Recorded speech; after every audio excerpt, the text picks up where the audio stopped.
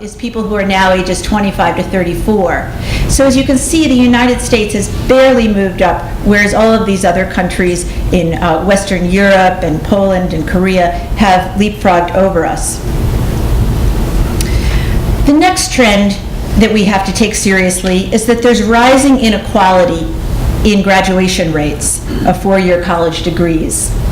Now, if you look at people from the top quartile, what you can see here is that now 71% of them by age 24 have completed a four-year college degree.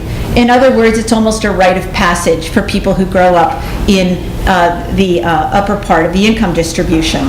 By contrast, look at the bars there for people below median income. It's barely changed since the 1970s. So people who grow up in the bottom income quartile are now only 10% of them receiving college degrees by age 24, and only 15% of those who grow up in the second quartile from the bottom.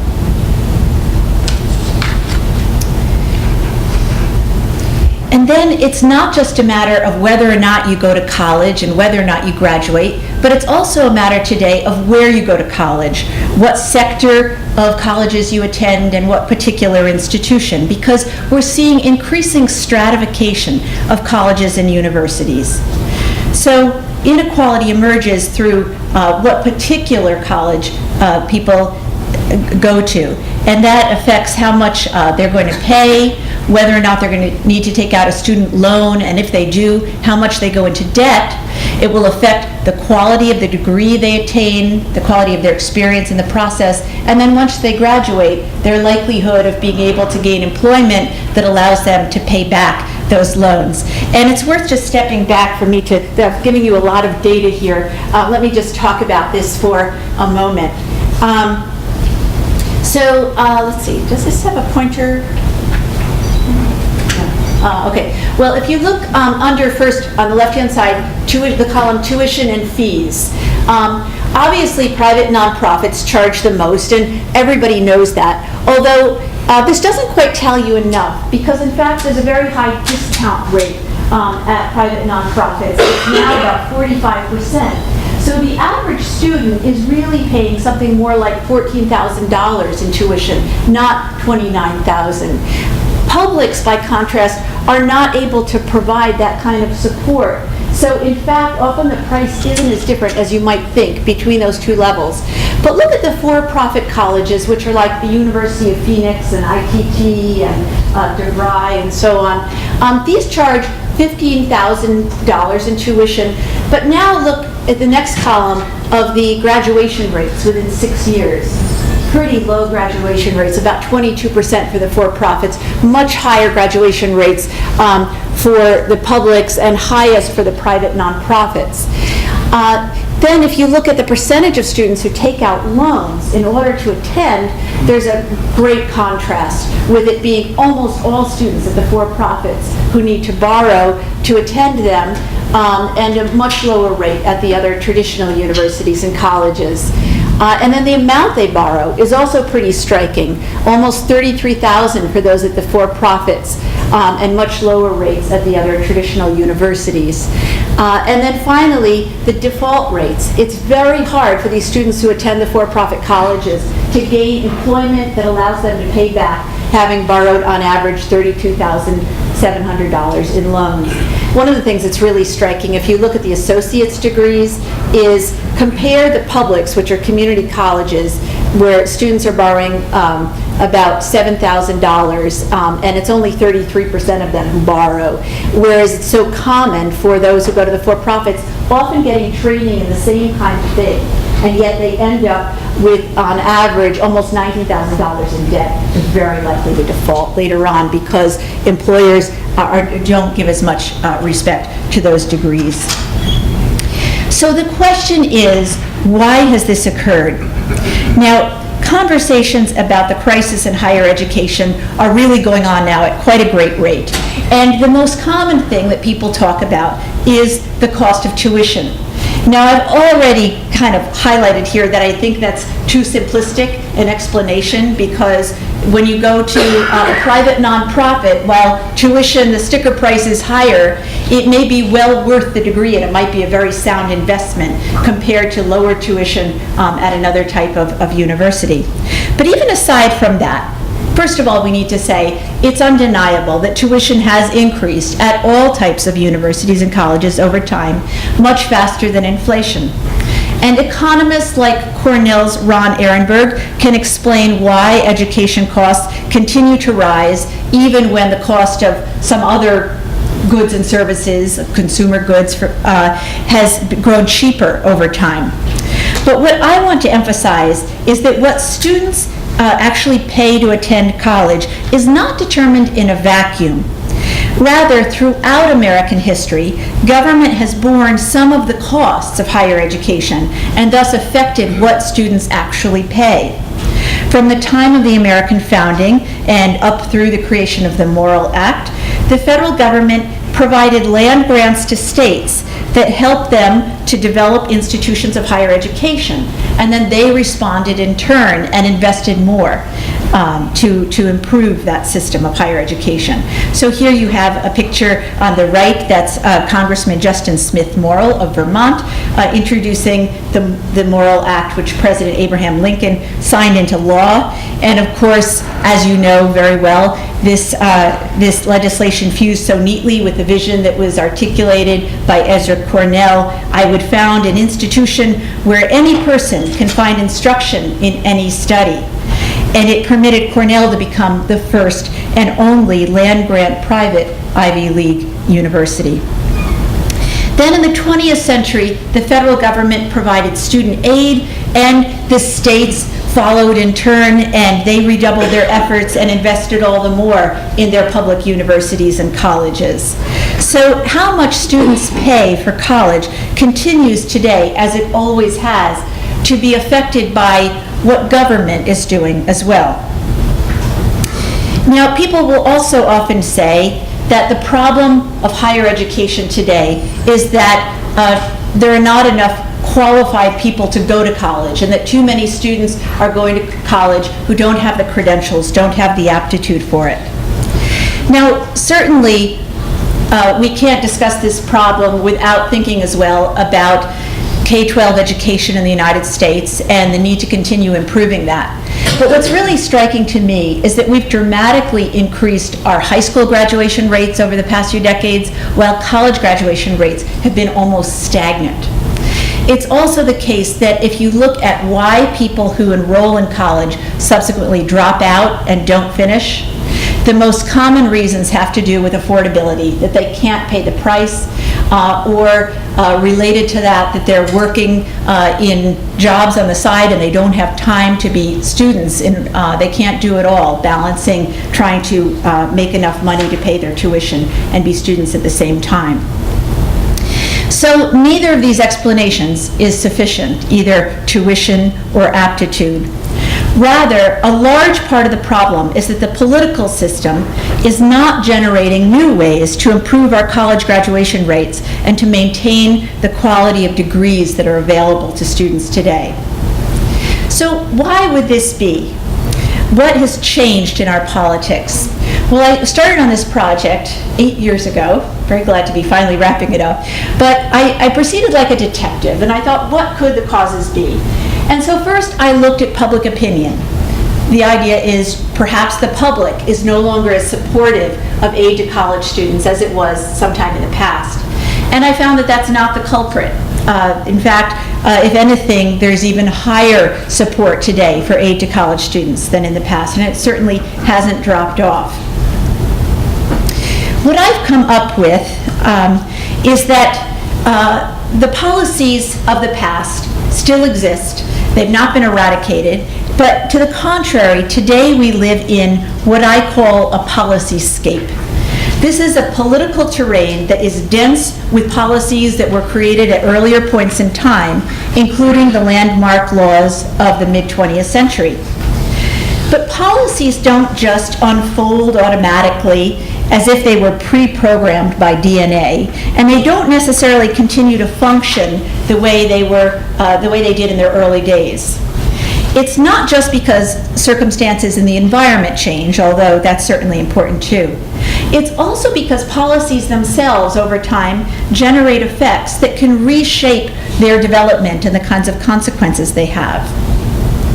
So let me give you some examples of these kinds of dynamics. One set of policy effects I call those emanating from policy design features. Some policies have features that allow them to continue to be expanded and to grow almost automatically. And we'll see that this was the case for student loans. Once you have a student loan policy, it's relatively easy for lawmakers to say, let's just allow more students to borrow more money. And that's not that difficult politically for them to agree to that. What is difficult is for them to agree to increase grants, where they have to go through multiple committees and a really complicated budget process on an annual basis. And so those design features can destine policies toward different kinds of outcomes. Another kind of policy effect is that of unintended consequences, or in the language of economists, externalities. This occurs as, for example, policies might create some incentives for particular businesses to start providing some service to a greater extent than they did previously, and to make handsome profits off of students. And this has happened quite a bit. It happened until recently through bank-based lending, which now no longer exists because of the change to direct lending. But we'll see it also happened because of the for-profit colleges managing to take advantage of available student aid dollars. The third sort of policy effect that I'll talk about are what I call lateral effects, where policies in other areas can displace, in this case, higher education policies, particularly through the budget process. But the existence of all of these policies and their complicated effects doesn't mean that we're doomed to forces beyond our control.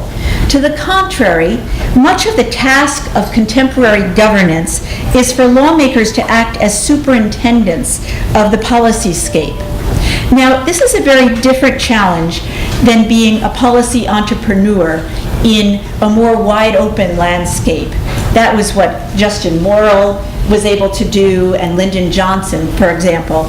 Today, the challenge for lawmakers is to maintain public programs, to update and renovate them, to trim back inappropriate areas of growth, and to nurture areas that have fallen behind. It's more like taking care of an old house that has to be renovated and kept up with changing times and needs.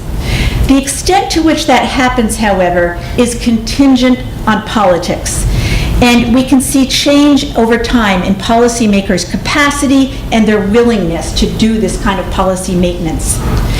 A major finding of my book is that the rise of partisan polarization in Congress has been a disastrous combination with the Policyscape. It makes it extremely difficult to engage in basic policy maintenance. And making matters worse, in this very polarized environment, the only interests that are reliably responded to are those with the deepest pockets, as money talks and vested interests benefit. In short, partisan polarization, combined with elected officials' responsiveness primarily to wealthy, powerful interests, or what I call by shorthand plutocracy, has stood in the way of reform of higher education policy. Now, the rest of my talk is going to be about how political failure has occurred predominantly in three major policy areas: federal student aid, state support for public higher education, and the regulation of the for-profit college industry. And I'll show you how these policy dynamics have played out in each one. Now, first turning to federal student aid. Today we're spending more than ever on federal student aid. And yet, it's inadequate in terms of managing to expand college graduation rates, particularly for low and moderate income Americans. Now, what this graph is showing you is that, first of all, the dotted line is the cost of tuition at your average four-year public university. And this is in real terms. So as you can see, it's gone up very dramatically over time from the 1970s. The green line is showing you the real value of Pell Grants over this time period. And as you can see, when they were first created in the 1970s, they spiked up pretty quickly, and they were worth more than the cost of attending one of these universities. And in fact, a student could pay their tuition, room, and board, and 80% of it was covered by a Pell Grant in the mid-70s. Today, that's gone down to about 35%. And that's even with recent increases. If you look at that green line way over to the right, it's increased quite a bit in the last several years in real terms, but it's still way behind as a percentage of the cost of tuition relative to the 1970s. Meanwhile, as I mentioned, much easier for lawmakers to increase students' ability to borrow more and more in loans. So the red line shows you what the average student has borrowed over time, and that's gone up and up. So a student on financial aid back in the 1970s received much more in grants than they borrowed in loans, but now the reverse tends to be true. So the question is, why is there a lack of innovation around student aid? And here I would point directly to the rise of partisan polarization. Now, given what was on full display in Congress over the last few weeks of the government shutdown, I don't think I need to tell you that partisan polarization exists. But what you might not know is how this is a trend which has grown over time since the 1980s. And what the red and green line are showing you here is the degree of partisan polarization in both the House is the green line and the red line is the Senate. And this is the gap in the voting records between the average Republican member and the average Democratic member over time. So whereas when I was working in Washington, D.C. after college in the mid-1980s, and on any issue that my grassroots lobbying group was working on, there was always a large list of potential swing voters, people who would go either way. And it was those moderates who often helped to meld compromise in the system and bring people together. Today, they barely exist. And it has been, scholars find, political scientists find, an asymmetric polarization with the Republican Party, particularly in recent years, moving further away. The Democratic Party has moved as well, but not as dramatically from where it was a few decades ago.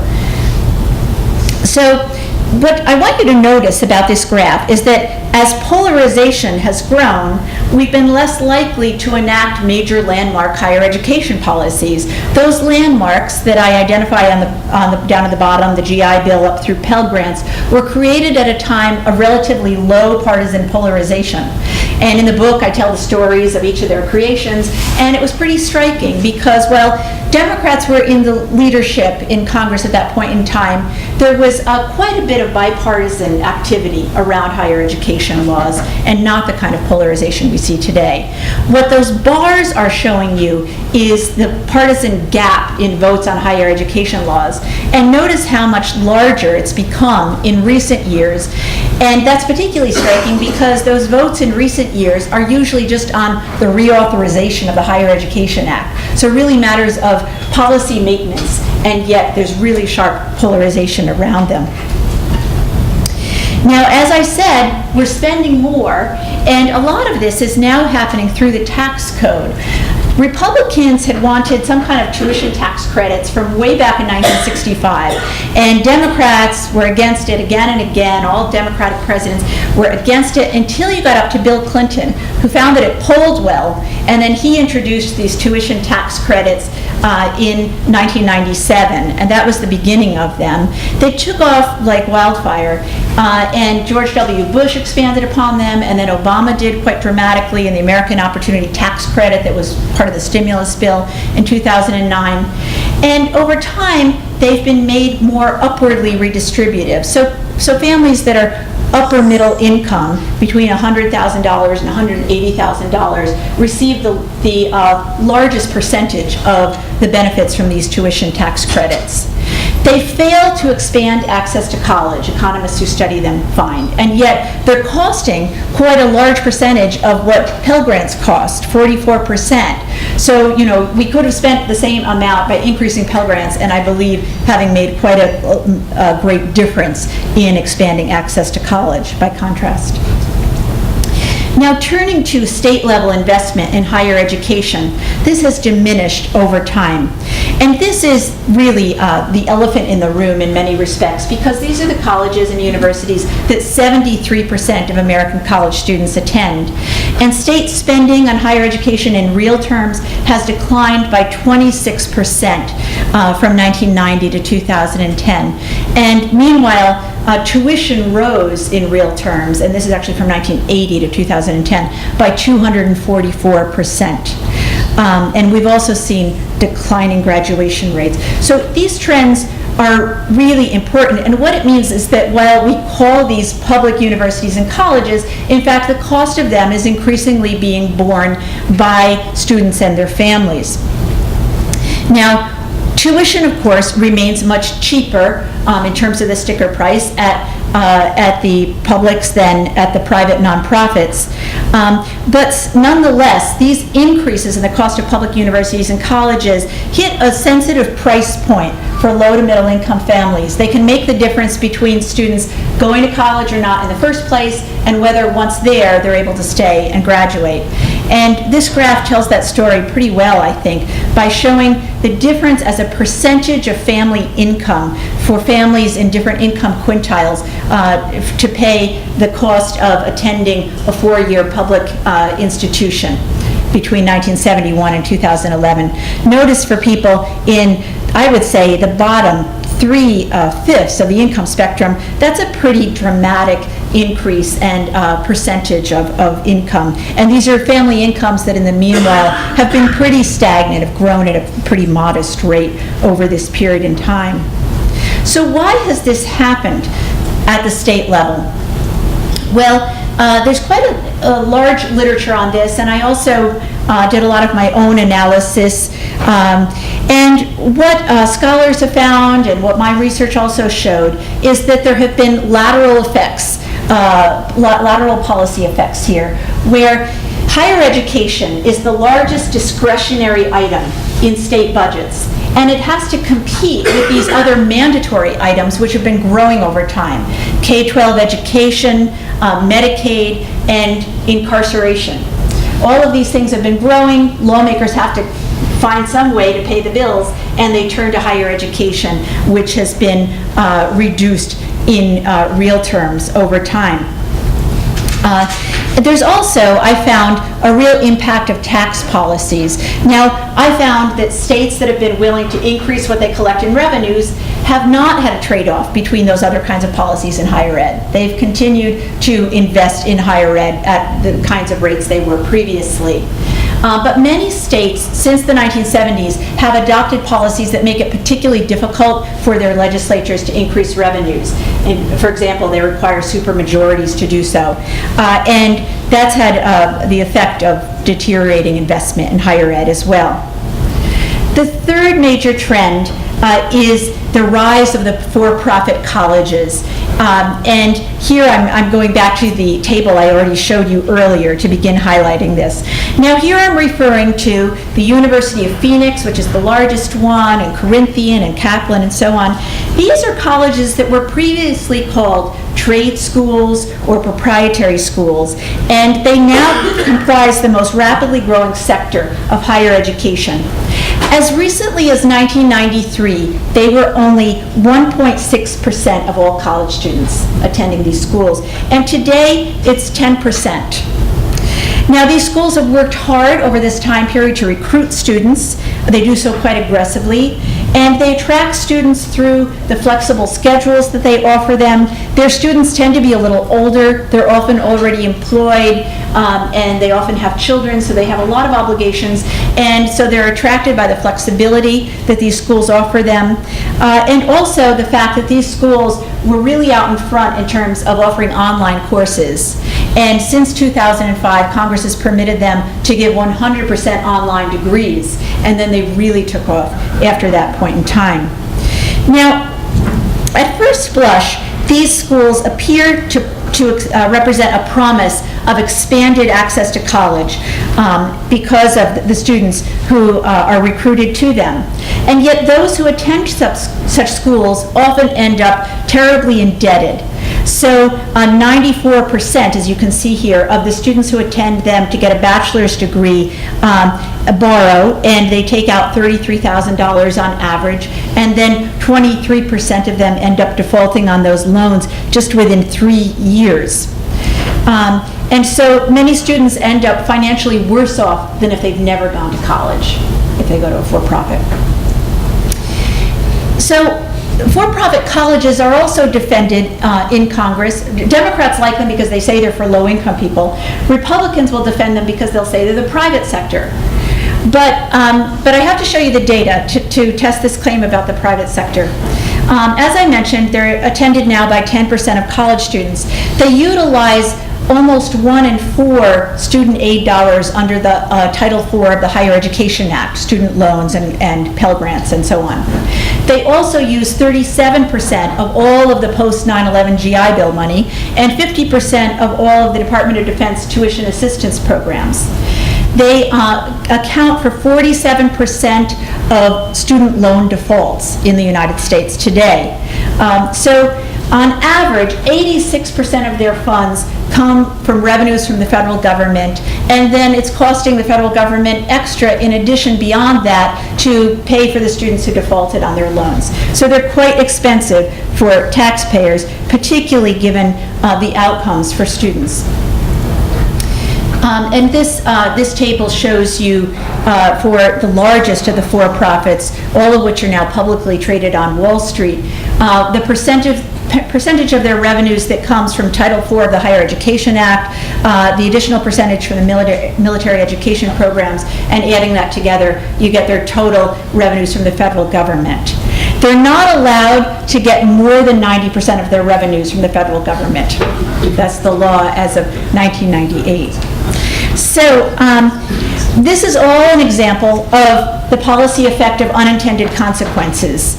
And interestingly, all of this started right after the World War II GI Bill. That's when a lot of these schools, they were called by lawmakers at the time fly-by-night schools. They were growing up to take advantage of student aid money, and Congress became very concerned and had all sorts of hearings about them and investigations in the late 1940s, early 1950s, and they tried to do a better job to regulate them for the Korean War veterans.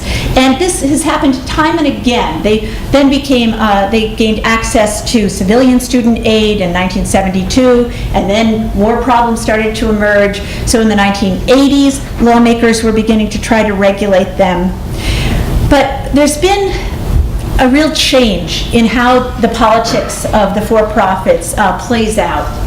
What I noticed as I looked at this history over time is that the for-profits have always been trying to take advantage of available student aid money. They've been very entrepreneurial about it. But what's happened in the past is that after this goes on for a while, then lawmakers across the aisle grow concerned, they investigate, and they come up with some kinds of regulations to rein in the extent to which this happens.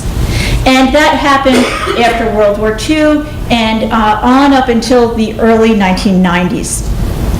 Now, when we got to the 1980s, there's a major change where Reagan gets elected, and then the Congress becomes divided government between the Democrats and Republicans. And for some period of time there, both on student aid and regarding the for-profits, lawmakers didn't quite know what to do, and problems kept percolating and not being addressed. But what really interests me in my research is that by the end of the 1980s, you saw bipartisan efforts for reform in both student aid and particularly in student aid for the for-profits. And Republicans were the source of many of these ideas. For example, Secretary of Education William Bennett in the Reagan administration was the first person I came across who said, these for-profits, these trade schools as they called them then, are milking the federal government. We need to rein them in. And then Bob Dole and Phil Gramm in Congress were calling for similar kinds of reforms. Then Democratic Senator Sam Nunn from Georgia held a series of hearings and an investigation of the for-profits. And Democrats and Republicans in his committee all endorsed these hearings and all were ready to take some action. Now, finally, by 1992, there were a few beginnings of such regulations enacted, and they came about from both Democrats and Republicans. That's the end of that story. Everything changes in Congress 1994 on, where things become much more polarized. But it plays out in a really interesting way surrounding the for-profits, because in my analysis, the for-profit industry has benefited both from polarization and from plutocracy, interestingly. They managed to get all of the Republicans in Congress lined up on their side. You will now struggle to find a single Republican on Capitol Hill who thinks that we need to regulate the for-profits more. But they've also gained support from Democrats. Now, many Democrats had always liked them because they thought they helped low-income people and expanded access to college. But what's happened in recent years is that these for-profits who've done so well on Wall Street have invested a lot of money in their political capacity.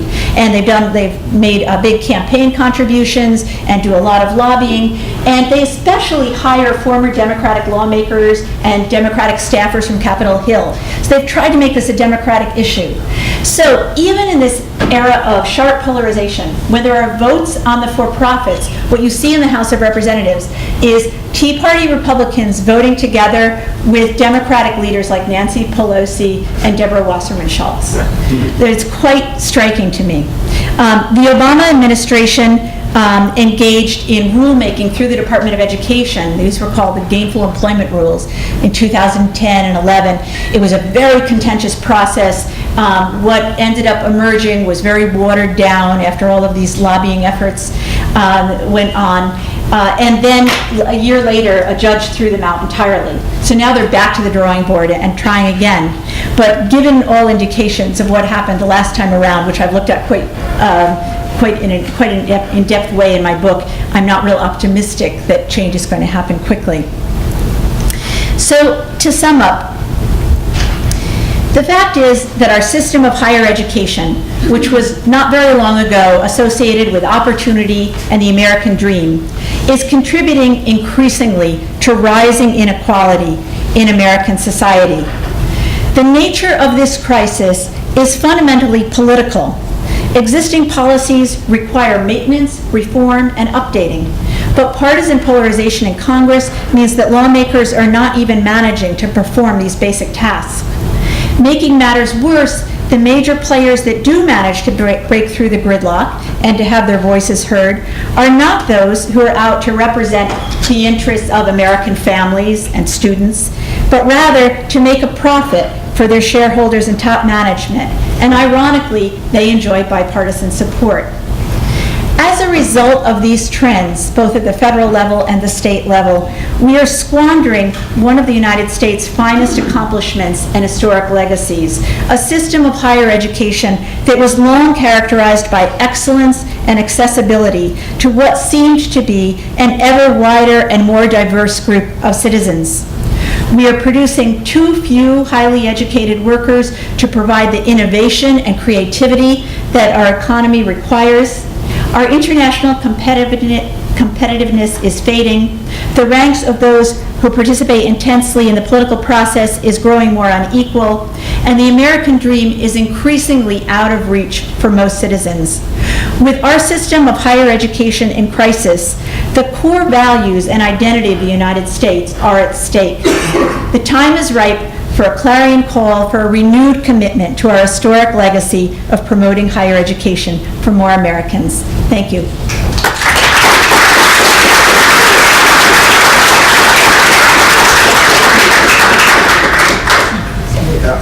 Great, I'll take your questions. Yes? I have a question that I've wondered about for a long time, and I've never known anyone I think would know the answer except you. Why is it that so many more women are seeking higher education, and then on the other way, it must mean that fewer men are looking for higher education? Yeah. I'm afraid I'm also going to disappoint you. I think that's one of the most interesting questions, and a lot of scholars are trying to look at it, and I haven't yet seen anyone who has a really good answer.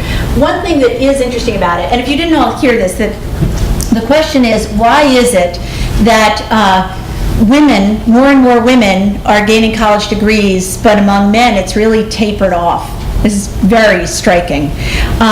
And my student Deandra Rose, who I mentioned, who wrote the dissertation where she looks at women using student aid in the 1960s and 70s and 80s, it's really interesting. As soon as women had that opportunity, they took advantage of it, and they caught up with men and then surpassed men.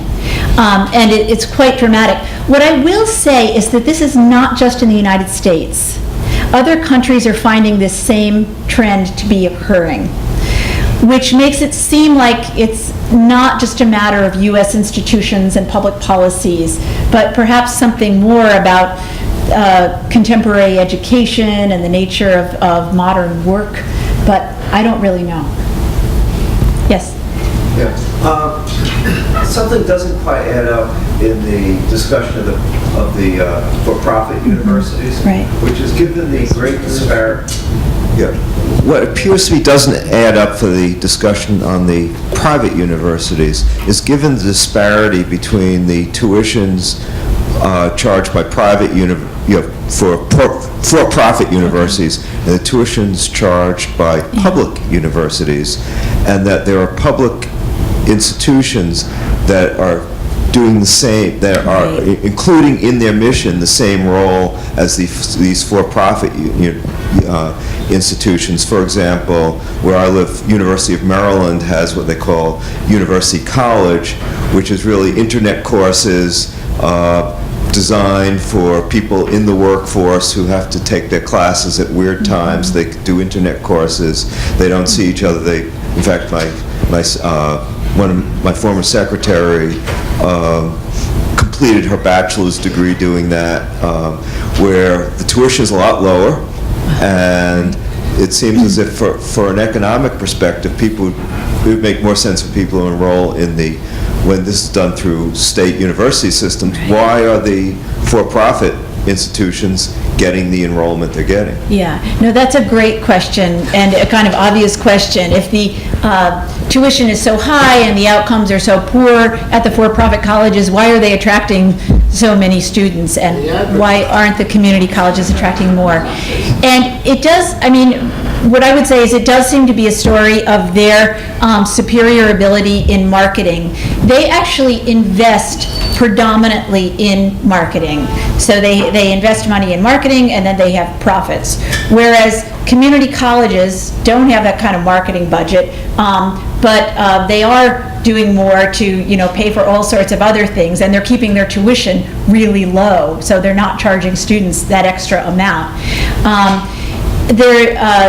Over the past decade, there was a lot of deregulation of the for-profits after some of these rules about how they recruited students. There were some new rules created in the early 90s, but then the Department of Ed in the years of 2002 to 2006 really stepped away from implementing those. And so, it was like being approached by someone who wanted you to buy a timeshare, and really aggressive marketing. And that's the only way to explain it, I think. They also, to their credit, they were out in front in trying to accommodate students through online learning and making it easier for people. And again, I think, the public universities and colleges lacked the budgets to be as innovative in that front. Yeah, that's what I would say. Yes, up here. Are these public schools or public for-profit institutions, are the for-profit institutions regulated and go through accreditation similar to like what Cornell does? Well, they do have an accreditation system. It's through a different set of institutions. It's a national organization as opposed to the regional procedures that are used by traditional universities and colleges. And I would say that there are some calls in Congress now for accreditation for both kinds of universities and colleges to come under greater scrutiny, because there's a lot of variation about it, and it's not very transparent exactly what happens in either process. Yes, in the back. I have a two-part question. You mentioned that the for-profit schools have marketing budgets and they can reach out, and that the junior colleges, these post schools, don't have these budgets. But it seems to me inherently the established schools had an advantage just because they were there. They reach into the schools, they have the structures. And could another view be taken that the fact that the reason these for-profit schools, however good or bad they are, and that they've effectively filled the void, that there was a population out there hungry for an education, that these schools either were not reaching or were not taking, because they certainly have had many, many years advantage to just make themselves available. Secondly, I'm going to take an opportunity to ask this question. I don't, it's going to sound latent, but it's not. I just want an answer because it's something I've heard over and over again. What is the American dream? No one's defined it. Everybody talks about it. I mean, people say, I want a sunny day. I can know what that looks like. But everybody wants an American dream. I don't know what that means, and does it mean the same thing to everybody? Right. And it's just answer it any way you'd like. The American dream. Well, I'll give you the answer that we give actually when we conduct surveys, when any social scientists conduct surveys, and you would ask the person on the other end of the phone something about the American dream, and then they would say what you just said. What do you mean by the American dream? And the answer is always supposed to be whatever it means to you.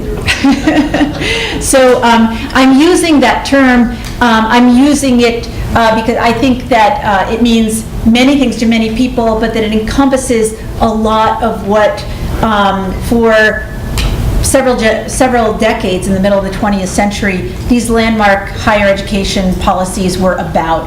When you read the language of those who created them and signed them into law, it's about the language of social mobility and opportunity. It's part of that is economic, but part of it is also having one's world expanded, one's mind expanded by the experience of education. And so it's many things to many people. But, in terms of, back to the earlier question, I think it's a really fair question. Why didn't the traditional universities reach out more?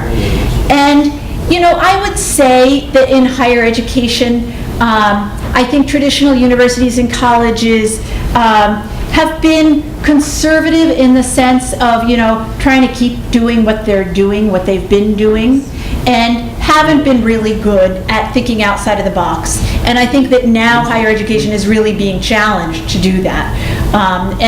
So the for-profits, one way to look at it is they've been entrepreneurs who are now going to push their traditional universities and colleges to have to think more creatively and inventively. Yes? I have two questions. The first one is, we seem to be heading towards adding 1 degree.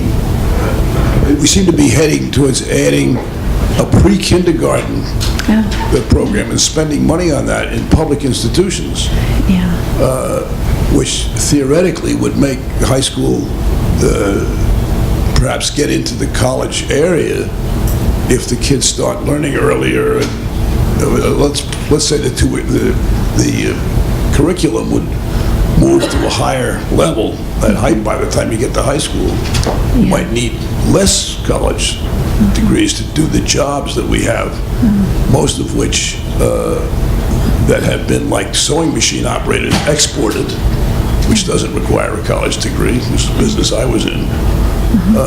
So that the whole picture has changed. So there's reason, perhaps, for the changes you're talking about that don't sound good, but that maybe are practical in terms of government spending and debt loads and all the things that you talk about. Right. My question is, we're moving the education earlier. Yeah. Well, so there are economists who look at, where is your education dollar best spent, and there are many who argue that pre-K12 level is really important, and that it's critical for people to receive sufficient education then, particularly if they're growing up in less advantaged circumstances, so that they're able to then really benefit from the education that follows it, and that they don't have something before kindergarten that they're really disadvantaged from the start. So I think that's very important. But I also think that we do need to look at the other end of the educational experience and be expanding our college graduation rates. So, it's interesting. I mean, in the past few years, this has become a matter of great debate. Many have said, maybe we've overdone this college thing and too many people are going to college and so on. And I think that's really wrong. I'm not saying we need college for all Americans, but I think we are very much underperforming from where we should be, and that there's great inequality in who is able to gain access to college. Let me add to my question. Okay. My company was in the apparel business, and we were the largest employers in the state of Alabama, Tennessee, and the second or third largest in the state of Maryland. Those jobs are all overseas now. Of course, you don't need a college education to work on a sewing machine, but there are no jobs. In other words, you don't need a college education if you can't get employment. Well, okay, so here's the really important point. So in recent years, during the recession, I think the Occupy Wall Street movement actually began to articulate this message, that here there were people who were part of that movement who had college degrees and they were unemployed, and so people started to question what's the value of a college degree.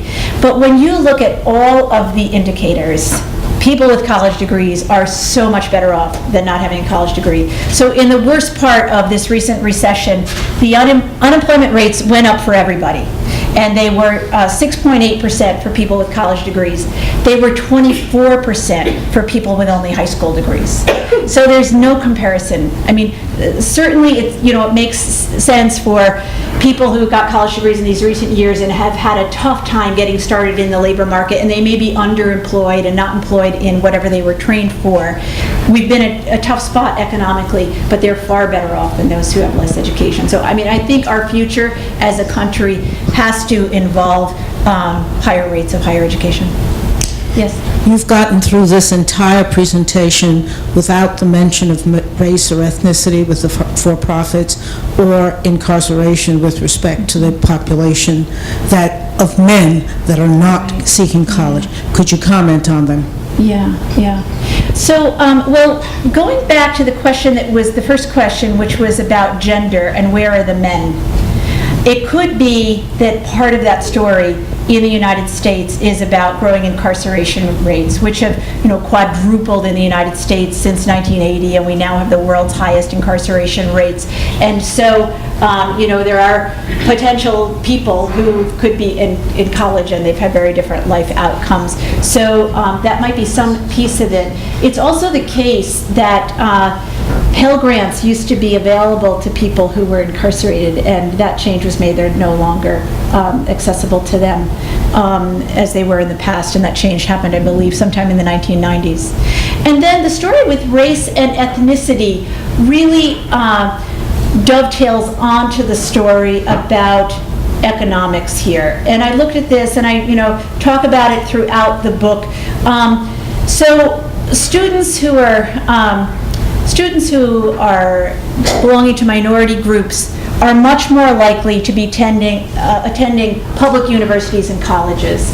And one of the trends that's happened over time as the stratification has occurred among colleges and universities is that white students who are upper income are no longer going to those public universities and colleges. They're increasingly going to more selective, nonprofit, elite universities, private universities and colleges.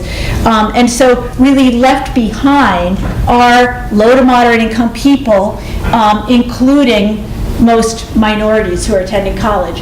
And the circumstances that those students are confronting are reduced resources. So it's on top of bringing about greater economic stratification, it's also reinforcing divisions of race and ethnicity. Yes, up here. What is the admission process for the private universities? the same? Do you mean the for-profit colleges? Yes. The DeVries and the fees Yeah. and everything. Yeah, so I believe that their admissions process has been, until the last couple of years, completely open. And the idea was, if you've got a student loan, we'll take you. And, you know, as soon as students signed up, then they might drop out, but the college got to pocket their student loan money, and they were on the hook. Because of the pressure that's come about on them in the last few years as the gainful employment rulemaking process proceeded in the Department of Ed, they have made some efforts, I believe, to be a little bit more strict in their admissions, because it helps them for their data to look better. But I don't know much beyond that about it. Yes? Can you hear me? I have a question, but I want to start with just a very quick anecdote, which a little bit would maybe answer Charlie's question, and that is that I went to Cornell 40 years ago. I've raised money for Cornell for most of those 40 years since I graduated, and it's like taking candy from a baby. Cornell alumni love Cornell, love to write checks. Last year I was asked to contact people from my public University of California Law School and raise money, and I called about 15 people that I hadn't spoken to in 30 years. Every single one of them told me how much they love the school, how well they've done in their career, how some of them have become judges, et cetera, et cetera. Not a one of them wanted to give a penny because it's a public school. So I don't know if that factors into your research at all, but it's a very interesting observation for me. My question is, and it relates to something you told us about and something that Provost Fox told us about this morning, about the amount of money that students now borrow on average at private universities. And I was quite surprised and encouraged by how little a person would have to, on average, borrow to go to Cornell for 4 years. But one of the things that I think has changed in the 40 years since I was here is that, and correct me if I'm wrong, when I borrowed money, it was deferred until after graduation and then re-deferred until after law school graduation. The interest did not run while I was in school, and the interest was quite a bit lower. So one of my questions is, as encouraging as that number that Provost Fox gave us this morning, what's the real burden of the amount borrowed versus the actual amount borrowed? Oh, yeah, good questions. I'm really thankful to you for pointing out that issue about fundraising and how that's different for private nonprofits and for public universities and colleges. And, you know, that's why the sticker price is so misleading for private nonprofits, because they have endowments and they're able to provide more financial aid for students, whereas publics don't have that advantage. And it's interesting hearing about your experience in doing that.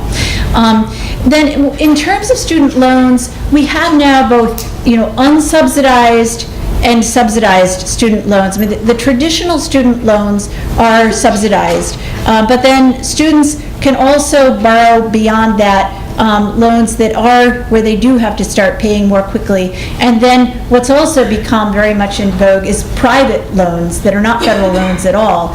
And a lot of the students attending for-profits are borrowing a lot of these as well, which have, you know, really onerous kinds of burdens in terms of repayment. So all of these have different kinds of rules about when one starts repaying and interest rates and so on. If I could just add one thing, just for benefit, because I'm friendly with the dean of my law school.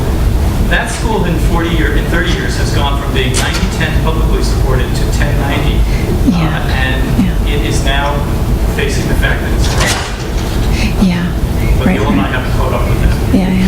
Yeah. So, you know, so there are some of the most prestigious, you know, flagship public universities are able to raise private funds, and so in fact they're really more like private universities and colleges. Yeah, but what's happened though at most public universities and colleges is that government used to pay the lion's share of their costs, and now it's students and families themselves who are paying. Okay.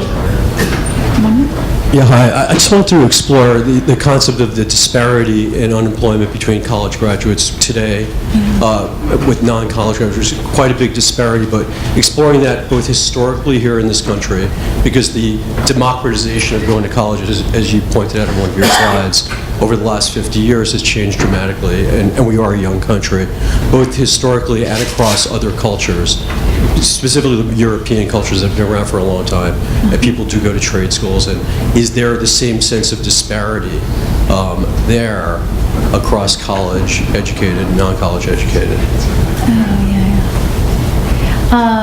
Well, the comparative question, I wish I could give you a good answer for this, and I really can't. That for me will have to be a future project, I'm afraid. But the other piece of what you're asking about is historically in the United States? Yeah, Say more about that. 1930s, 1940s, people were Yeah. less likely from every family to go to college because there was much of disparity. Oh, right, okay. So there's an economic historian named Claudia Golden at Harvard and her co-author Richard Katz who look at this, and that's precisely their interest, and they've written a wonderful book about it. And they find that, in the middle of the 20th century, we had really low economic inequality in the United States.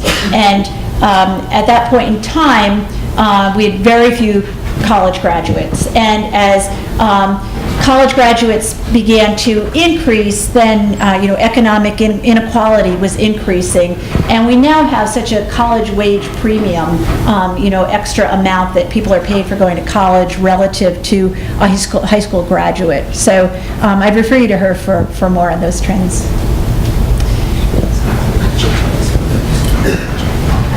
Okay.